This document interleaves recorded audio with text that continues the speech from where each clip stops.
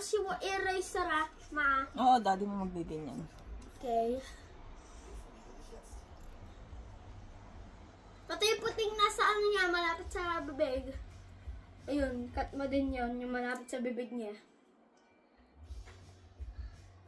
Yung malapit sa bibig niya, ano mo din, i-cut mo din. Ito, yung malapit sa bibig na yan, ano. Okay.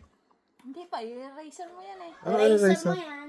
I-eraser! Kulang pa Eraser mo yan. Dito pa yung talaga eh. Okay na yan. Hindi nga po pwede.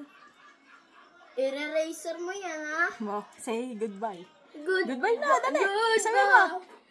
Goodbye.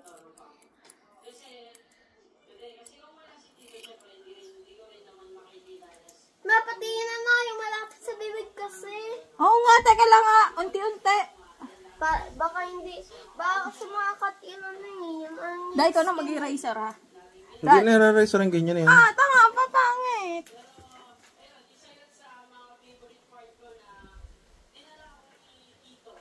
Pero gagala pa rin siya. Na-proud, gagala pa rin eh. Yun! Nagiging pogi na unti-unti. Parang talaga totoong daddy na. Ano ba yan? Ang dami na!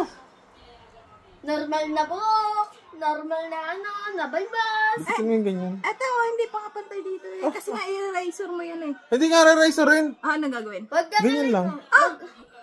Hindi nga pwede. Ano hindi pwede? Ano mo pa sa akin? Pangit yan.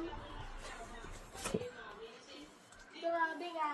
Okay na. Eh, hindi nga pantay pa! Papangit yan. Pangit na papatayin pa yung pa ako.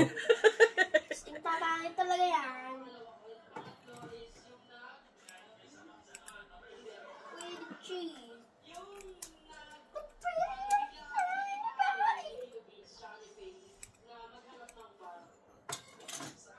Yun. Ubos! Oh, ikaw nang tuloy. Bigay ko sa iyo. Ubos!